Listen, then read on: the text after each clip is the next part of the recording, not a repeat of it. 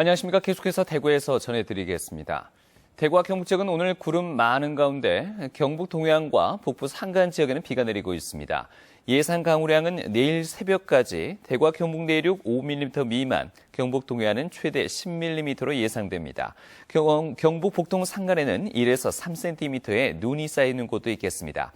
오늘 낮 최고 기온은 대구 15.7도, 구미 16.1도, 포항 8.4도로 어제보다 5도가량 낮았습니다. 내일은 대체로 맑겠고 아침 기온이 뚝 떨어져 대구 5도 등 영하 2도에서 영상 5도의 분포를 보이겠고 낮 기온은 대구 12도에 머물러 평년 수준을 밑돌겠습니다. 네, 보육의 질을 높이기 위해서 어린이집 교사 1명이 돌보는 아이의 수는 법으로 정해져 있습니다. 바로 초과 보육 금지인데요. 올해부터 모든 어린이집으로 확대될 예정이었는데 이게 사실상 없던 게 되면서 논란이 일고 있습니다. 김은혜 기자가 보도합니다. 어린이집 반별 정원은 법으로 정해져 있습니다. 보육의 질을 높이기 위해서인데 지난해 국공립 직장 어린이집에서 초과 보육 금지가 처음 시행됐습니다. 이달부터는 모든 어린이집까지 적용될 예정이었지만 정부가 반별 정원의 탄력 편성을 지자체에 넘기면서 초과 보육을 사실상 허용했습니다. 대구시는 형제 동반 입소 등 특별한 경우 반별 1명씩 최대 4개 반까지 증원을 허용하기로 했지만 이미 반편성이 끝나 현실성이 없다는 어린이집 요구를 받아들여 상반기까지는 조건 없이 증원이 가능합니다. 어린이집들은 현실적으로 초과 보육이 필요하다며 반기고 있습니다. 보육료가 낮게 책정됐기 때문에 탄력보육이 이제 그런 된 건데 탄력보육하면 무조건적으로 뭐 환경이나 보육 환경이 나빠지는 걸로만 생각하니 운영이 우선적으로 되어줘야만이 환경도 좋아질 수 있고. 하지만 교사나 학부모들은 돌봐야 할 아이가 늘면서 보육 환경이 나빠지고 안전사고와 학대의 우려도 높다며 반발하고 있습니다.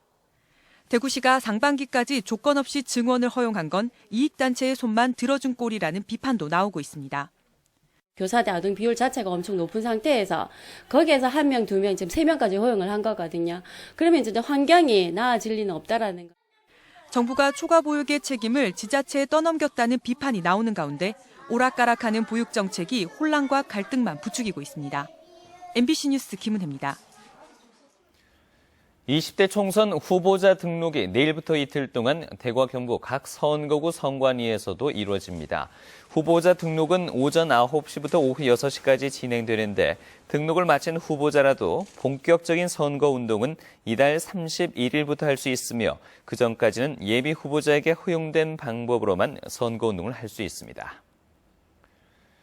상주경찰서는 지난 14일 오전 상주시에 있는 자신의 집에서 휴대전화로 의성군 주민 황모 씨 등 20명에게 예비 후보자를 비방하는 문자를 전송하는 등 10차례에 걸쳐 190여 명에게 반복 전송한 혐의로 61살 김모 씨에 대해서 구속영장을 신청했습니다. 경찰에 따르면 김 씨는 경선 여론조사가 진행되고 있는 시점에 자신의 지지 후보를 돕기 위해 경쟁 상대 후보자를 비방하는 내용의 문자를 발송했는데 경찰은 김 씨와 김 씨가 지지한 예비 후보자와의 연관성도 수사할 예정입니다. 대구 상공회의소 대구지식재산센터는 올해 지식재산권 스타 기업으로 산업용과 자동차 윤활제를 생산하고 있는 주식회사 루브캠 코리아를 비롯해 고려전선과 정화실업, 리빙케어, 휴코스, 보원덴탈 등 6곳을 선정했습니다. 이번에 선정된 기업은 3년 동안 연차적으로 국내외 권리화를 비롯해 특허기술, 시뮬레이션 제작 등을 대구시와 특허청으로부터 지원받습니다. 청송 농약 소주 사건이 발생 2주째 접어든 가운데 경찰은 어제 퇴원한 이 사건의 생존자 68살 허무 씨를 상대로 사건 경위와 원한 관계 등을 조사했지만 범행 동기를 비롯한 단서는 찾지 못했습니다. 특히 허 씨는 최근 이장 선거 이후로도 모두 원만하게 지냈다며 외부로 알려진 일부 주민과의 갈등을 부인했습니다.